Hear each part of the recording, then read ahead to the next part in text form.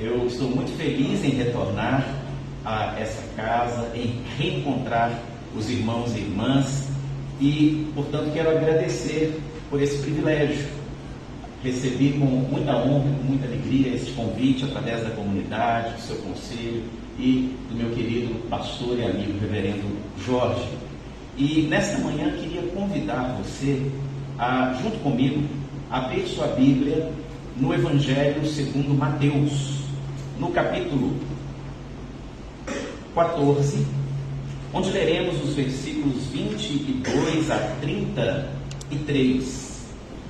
Evangelho segundo Mateus, capítulo 14, os versículos 22 a 33, texto do Evangelho que é muito conhecido, muito querido e será a base da nossa reflexão nesta manhã. Mateus 14, 22 a 33. Logo a seguir, Jesus fez com que os discípulos entrassem no barco e fossem adiante dele para o outro lado, enquanto ele despedia as multidões. E tendo despedido as multidões, ele subiu ao monte, a fim de orar sozinho. Ao cair da tarde, lá estava ele só. Entretanto, o barco já estava longe, a uma boa distância da terra, açoitado pelas ondas, porque o vento era contrário. De madrugada, Jesus foi até onde eles estavam andando sobre o mar. Os discípulos, porém, vendo-o andar sobre o mar, ficaram apavorados e disseram: é um fantasma. E tomados de medo, gritaram. Mas Jesus imediatamente lhes disse: coragem, sou eu, não tenham medo. Então Pedro disse: se é o Senhor mesmo, mande que eu vá até aí, andando sobre as águas. Jesus disse: venha.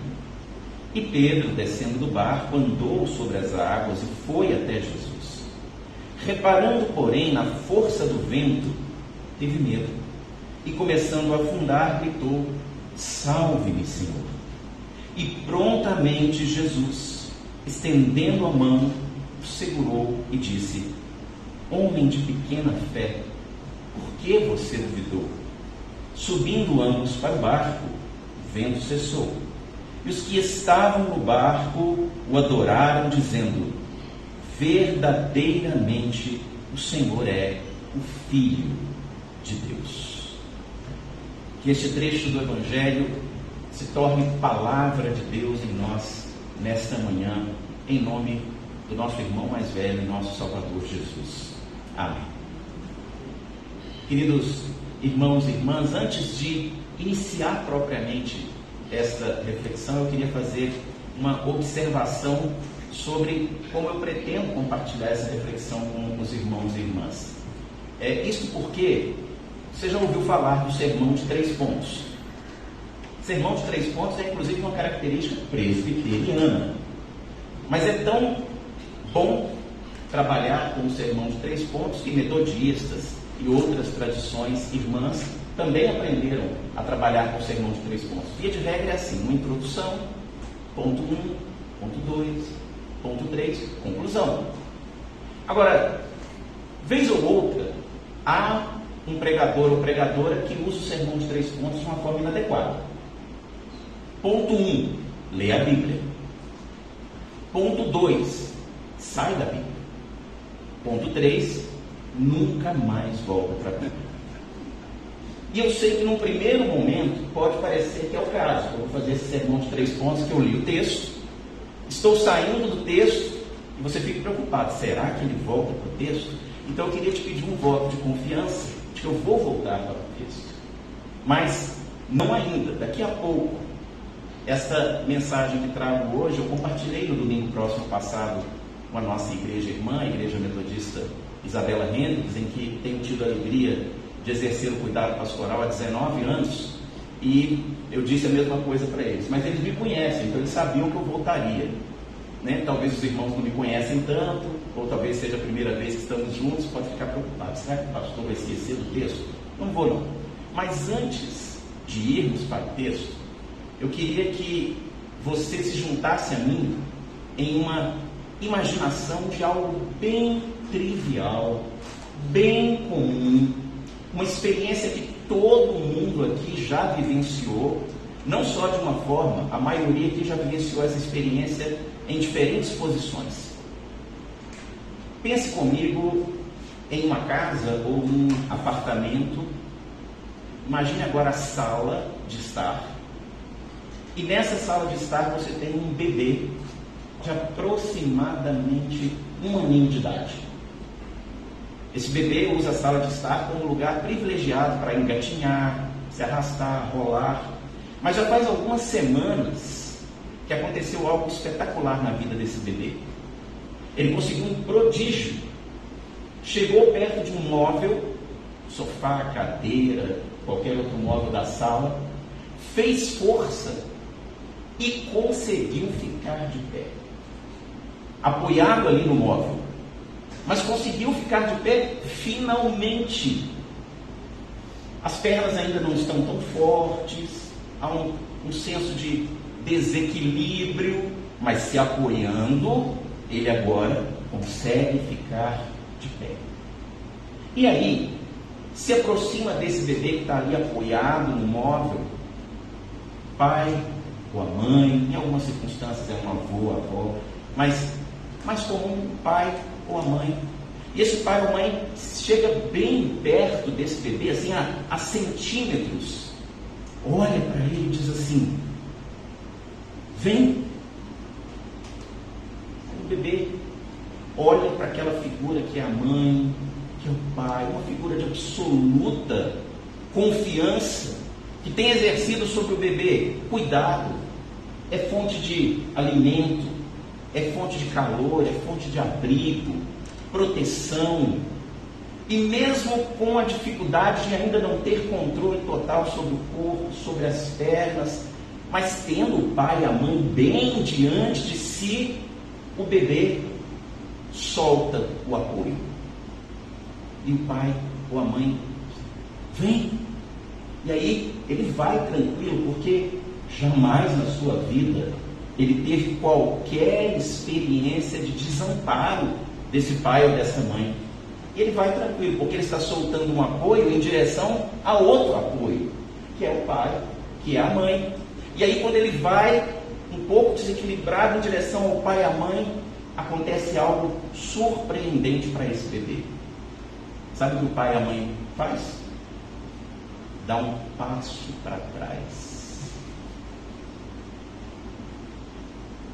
Não apoia, não segura. E aí o bebê está prestes agora a cair, porque não há apoio, não há suporte. E naquela mente ainda recente, não formada plenamente, há um espanto, há uma surpresa desagradável de que pela primeira vez aquela que sempre cuidou, sempre amparou, protegeu, sustentou, agora deu um passo para trás. E aí o bebê assustado olha para esse pai e essa mãe que de novo diz assim: vem. E aí o bebê quase caindo, ousa tirar mais um pezinho do chão, dar um passo, porque agora sim, pai e mãe não vai deixar que ele caia, não vai deixar que ele se desequilibre, não vai deixar que ele se machuque. Só que não. O que é que o pai e a mãe faz? Dá outro passo para trás.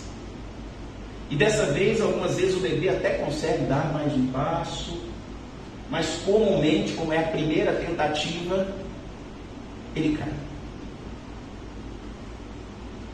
Às vezes é só um tombinho, cai sentado, cai de bumbum, às vezes cai de frente, pode ser inclusive em alguns casos que se machuca um pouquinho, bata o braço no chão, e ele começa a chorar, e às vezes não é um choro da dor, do tombo, mas é um choro de espanto, Porque pela primeira vez na sua curta existência, ele ou ela, esse bebê, foi traído pela pessoa que até então jamais tinha desamparado essa criança. E ele está ali no chão assustado, frustrado, porque caiu por falta do amparo de quem deveria cuidar dele. E aí esse pai ou essa mãe chega, toma essa criança e ao invés de levá-la para os braços, para consolá-la, para confortá-la, pega, reencosta a criança naquele apoio, naquele móvel, dá de novo um passo para trás e diz: vem. Eu passei por isso, mas eu não me lembro. Possivelmente você também não se lembra, mas você quase certamente passou por isso.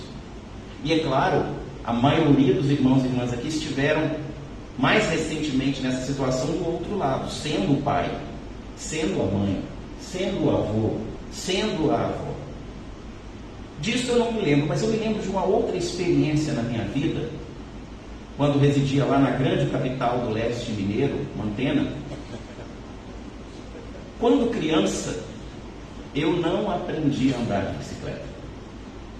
Pois é, era uma criança mais tímida, gostava muito de ler, de desenhar, e não tinha muita propensão à atividade, e era também uma criança mais solitária. Não aprendi, simplesmente não aprendi. Mas quando chegou a adolescência, e eu queria atravessar a cidade para encontrar aquela menina da escola, eu tinha que aprender a andar de bicicleta. Meus horários de estudos não batiam com o horário do meu pai. Então quem assumiu essa responsabilidade de me ensinar a andar de bicicleta já adolescente foi minha mãe. E eu falei que queria aprender, ela falou, sem problemas. Pegamos a bicicleta, fomos a um campo de futebol, e ela falou, é simples, você vai sentar, olha para frente e fica tranquilo, porque eu vou segurar aqui atrás, eu vou te dar o apoio, você não vai cair. Ok, por que eu duvidaria da minha mãe? Sempre cuidou de mim muito bem, me amparou todos os momentos difíceis, sempre esteve presente, então eu não tinha razão alguma para duvidar. E aí, ela firmou a bicicleta, segurou ali na garupa, eu sentei, olhei bem para frente, meio temeroso, mas o ponto de confiança era minha mãe, comecei a pedalar. E ela falou, pedala mais depressa, olha para frente, né? E com aquela insegurança, mas ela está segurando, eu falei, tá bom, ela pode pedalar mais. E eu estou indo. E aí, mãe, está dando certo? Mãe, acho que está dando certo, né? Não é, mãe? Mãe?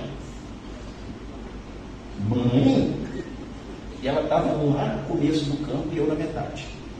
E aí eu botei os dois pés no chão, frustrado, porque minha mãe me traiu. Absolutamente boquiaberto, espantado, porque a pessoa em quem eu depositei confiança de que me seguraria e não me deixaria cair, me soltou. E aí eu pergunto para você, meu querido irmão e irmã, que mãe é essa? Que pai é esse que chama o bebê e quando ele precisa, dá um passo para trás e se afasta? Que tipo de pai, mãe, avô ou avó faz essa coisa?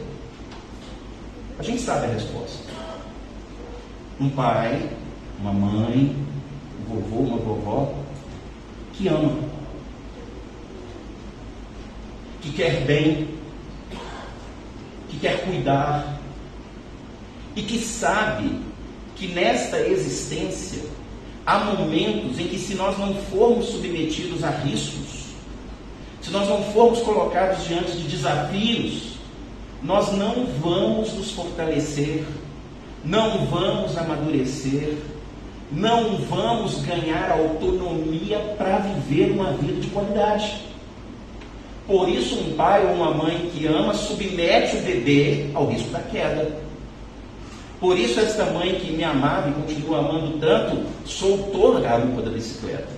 Ela sabia que podia cair, me ralar, mas era necessário que isso acontecesse.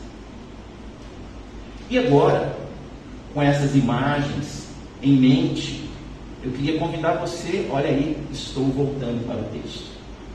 Mas queria convidar você a olhar nesse texto um versículo que quase nunca a gente presta atenção. Essa é uma passagem que a gente conhece, já ouviu várias mensagens, já estudou na escola dominical. Existem hinos, existem cânticos sobre essa passagem, mas tem um trecho que a gente faz assim, passa tão rápido por ele, que não presta atenção, que é o versículo 22, o primeiro versículo que a gente leu. Eu li para você na versão, a Nova Almeida atualizada, nova versão atualizada de Almeida. E aí eu li assim: logo a seguir, Jesus fez com que os discípulos entrassem no barco e fossem para o outro lado do mar da Galileia, que na verdade é um grande lago de aproximadamente 16 quilômetros quadrados, que era chamado pela sua extensão de mar da Galileia, ou o lago de Genezaré, ou o lago de Tiberíades. Mas olha para essa expressão: Jesus fez com que os seus discípulos entrassem no barco e fossem para o outro lado. Sabe o que acontece aqui? Jesus fez com que? Como?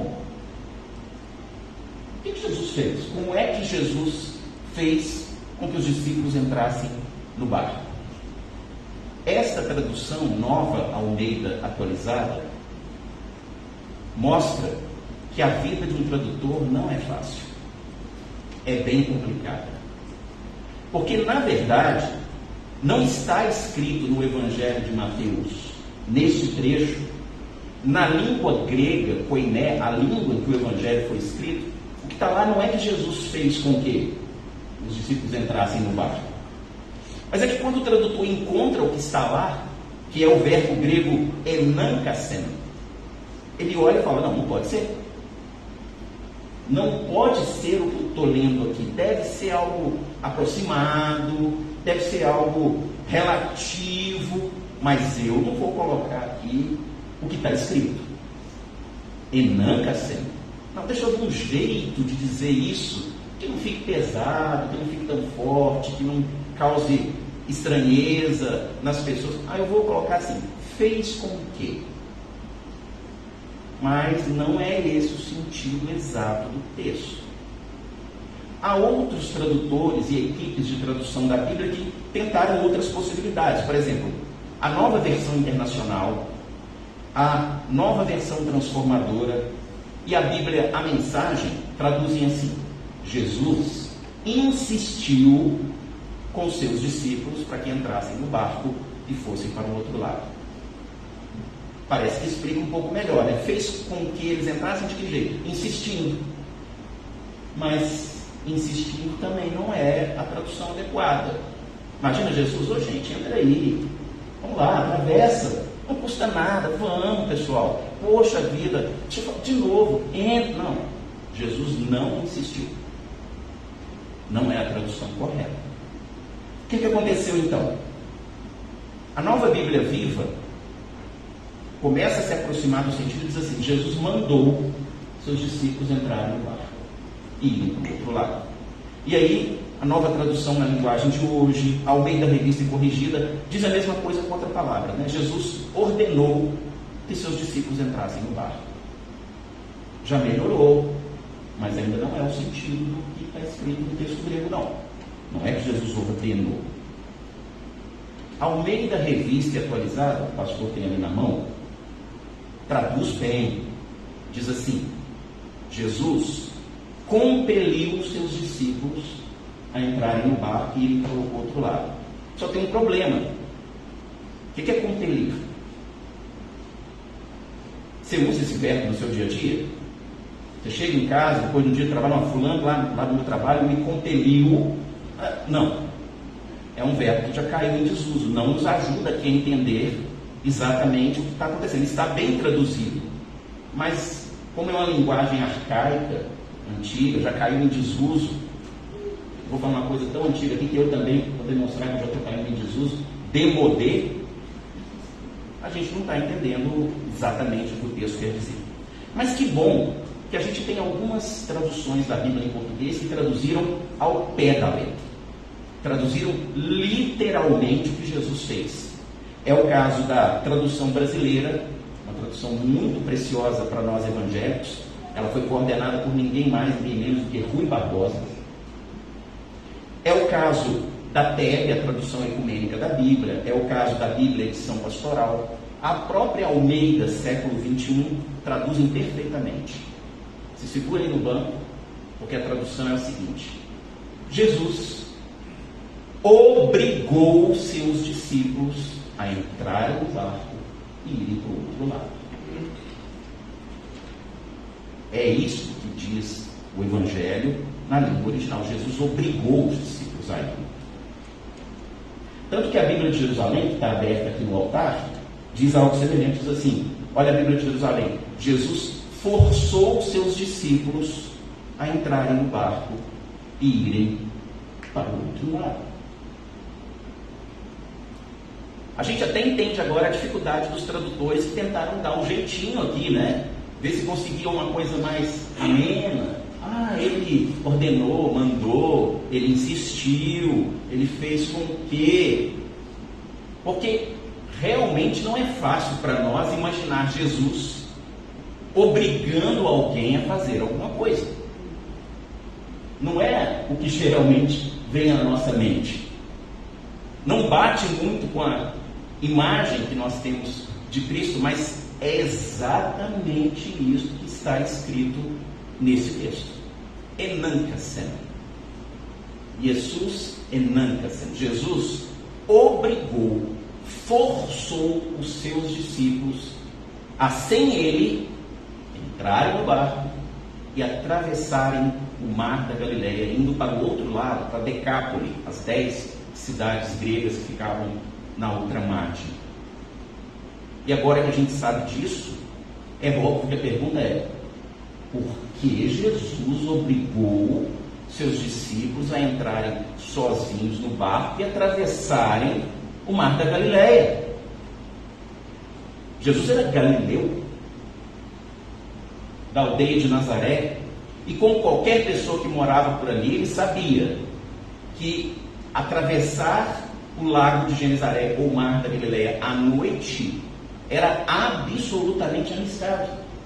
Porque como o lago é muito grande e é relativamente próximo do verdadeiro mar, que é o mar Mediterrâneo, ele está sujeito aos fortes ventos do mar, que causam no lago ondas grandes e que podem e já haviam naufragado muitos barcos de pesca. Então, navegar por aquele mar era algo arriscado. Ainda mais porque dentre os discípulos até havia gente com expertise. Você tinha ali alguns pescadores, mas nem todo mundo. Você tinha gente que não era pescador, você tinha cobrador de impostos, que não sabia o que fazer dentro de um barco como aquele, se surgisse uma tempestade. E você já sabe, a gente acabou de ler, que é exatamente o que aconteceu. Jesus obriga os discípulos a irem sem ele. E sozinhos, já no meio da travessia, e já tendo escurecido, vem uma tempestade. Poucos deles sabiam o que fazer, talvez não fosse suficiente, a maioria com certeza entrou em desespero. E aí, como se já não bastasse, diz o texto que em um determinado momento eles olharam para o mar e viram algo estranho. E aí as nossas traduções não ajudam, porque traduzem assim: é um fantasma. Tudo bem para nós, porque na nossa cultura há uma crença de fantasmas, mas é que na cultura do povo judeu lá do primeiro século, por causa da antropologia deles, do modo como eles entendiam o ser humano, eles não tinham a ideia de fantasma, sabe, de um Gasparzinho voando por aí, boiando, nada disso. Na verdade, a melhor tradução aqui seria: uma aparição. E o que teria aparecido na mentalidade deles? Um Elohim, um ser divino, um filho de Deus celestial, aquilo que geralmente na tradição cristã a gente chama de anjo. Mas nesse caso, por que eles estavam com medo? Você está no meio de uma tempestade, de repente vem andando uma aparição na sua direção, eles pensaram, é um anjo, mas que anjo? O anjo da morte. Lembram lá das escrituras? Passou sobre os egípcios, quando Davi fez um recenseamento que Deus não desejava, visitou o povo, o anjo da morte. Seria mais ou menos como se eu e você estivéssemos numa situação difícil, arriscada, e aí a gente olhasse e visse um sujeito todo de preto, de capuz, com uma foice na mão, e quando a gente prestasse atenção nos dedos, eles seriam ossos. Que figura é essa no nosso imaginário? A própria morte. Você fala, você diria, pronto, não vou sair dessa, não tem salvação, a morte chegou. E o desespero deles, vendo um vulto caminhando sobre as águas, é pensar que Deus tinha enviado o anjo da morte para tirar-lhes a vida. Que bom, nós sabemos que não era o caso. Que bom que era Jesus. Que bom que era o Senhor. E que ele disse para eles, não tenham medo, sou eu. E aí Pedro, sempre Pedro, por que não Pedro? Se é o Senhor mesmo, me deixa ir ao seu encontro. A gente pode ler a Bíblia de muitas formas, inclusive criativas, desde respeitosas, né?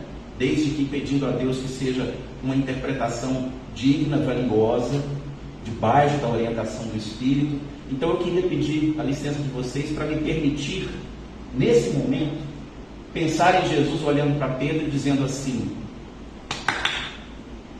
vem, vem. E por mais que Pedro já fosse um homem adulto, sabia andar, correr, saltar, ele, como eu e como você, não sabemos andar sobre água. Então o primeiro passo deve ter sido muito vacilante. E ele dá esse primeiro passo porque Jesus está diante dele dizendo, vem. Mas quando ele olha ao seu redor, vê toda a tempestade, a força do vento, as ondas, os raios, ele começa a afundar. Você já imaginou a frustração? Cristo diante de você, ao seu alcance, sua vida em risco. Ele te diz, vem, e quando você vai, ao invés dele segurar nas suas mãos, te amparar, cuidar de você, te proteger como você sempre teve experiência com ele antes, ele deixa que você se desequilibre. Ele deixa que te falte momentaneamente as forças e você começa a afundar. E é só aí que depois de ter tentado andar sobre as águas e não conseguir, é que Jesus toma Pedro pelas mãos e diz para ele, você ainda tem muito pouca fé. Voltam para o barco e o texto que nós lemos se encerra. Eu nunca andei sobre as águas e imagino que você também nunca tenha feito isso. Mas eu, como você, já passei por circunstâncias da vida tão difíceis, tão tenebrosas, tão sofridas, tão além das minhas forças e das minhas condições, que mesmo sendo um adulto responsável, eu me senti absolutamente frágil, absolutamente vulnerável. E como você possivelmente também fez, a primeira coisa que eu fiz foi olhar para cima, elevar minha voz e dizer: Deus, tem misericórdia de mim, me salva, me socorre, me levanta. E qual não foi a minha surpresa? Talvez você já tenha passado por isso também, quando olhando para cima e pedindo socorro, eu não tive resposta. Nada. Os céus não se abriram, não veio aquela famosa mão do segura a mão de Deus, nada. Acima de mim, nada. E eu caindo, e eu afundando. Olho para o lado e vejo o tamanho do problema. Daí eu penso: será que Ele está atrás de mim me sustentando? Aquela memória da mãe segurando a garupa para que eu não caia. Daí eu olho para trás e não vejo Ele também.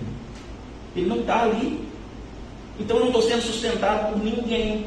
Eu estou sozinho diante de problemas, de angústias, de dores que são muito maiores do que eu. E é difícil, no meio dessa tempestade, ter coragem de olhar para frente. Mas quando eu olho para frente, quando eu faço algo para desembaçar o meu olhar, o Cristo que não esteve acima de mim, me dando as mãos, o Cristo que está ausente de trás de mim para me sustentar, me segurar ou me impelir, está à minha frente.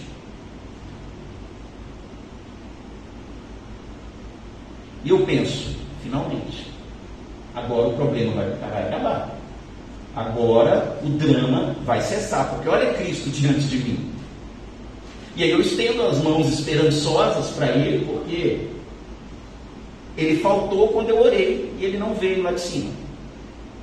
Ele ficou ausente quando eu olhei para trás em busca de apoio e não havia ninguém ali, e eu no meio do problema.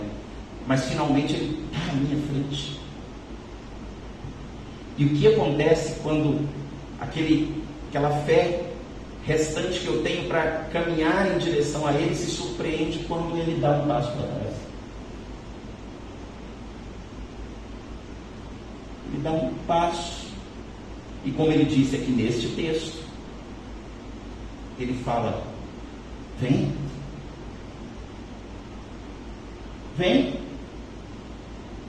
só mais um passo, só mais um passo de fé, só mais um passo de coragem, só mais um passo de ousadia, de esperança. Vem. Por quê? Porque Ele não é tudo aquilo que me ensinaram. Porque Ele não é aquele Cristo que ampara, que cuida, que protege, que sustenta. Nessa situação, muita gente perde a fé. Que frustração. Que frustração. Como assim? Ele está vendo o que eu estou passando. Olha o meu desequilíbrio, eu vou cair, eu vou me machucar. Ele está vendo a minha situação, eu estou afundando nessas águas. Por que ao invés de estender as mãos e vir até mim, Ele quer que eu vá? Se meus joelhos são trôpegos, se os meus pés doem, se eu já estou ferido, se eu já estou machucado. Falta de amor? Desinteresse? Apatia de Deus? Eu sei que às vezes parece assim. Eu já vivi isso. Eu sei que às vezes a gente se sente assim, pequenino, como criança, desamparada pela primeira vez, pelo pai e pela mãe que devia cuidar. Mas muitas vezes Ele nos chama a dar mais um passo em meio às grandes dificuldades que se abatem sobre nós, justamente porque Ele nos ama.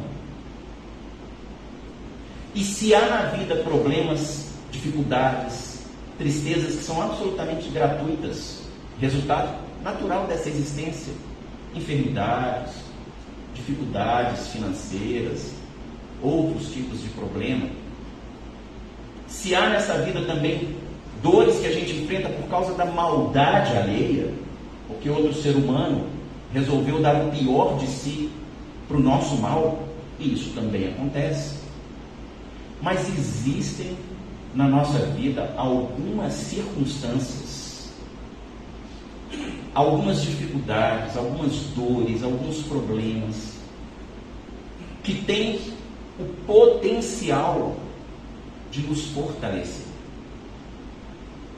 que tem o potencial de nos desafiar de tal maneira que a gente cresce, que a gente amadurece, que a gente ganha mais autonomia para viver de modo digno, de cabeça erguida. Porque todo pai, mãe, e vô e vó que ama espera isso de um filho, neto. E pode ser o caso de que a circunstância difícil que eu estou vivendo agora seja desse tipo, do tipo em que Cristo não estará com as mãos erguidas sobre mim, nem me amparando pelas costas, mas à minha frente, dizendo: vem para mim. Mais um passo,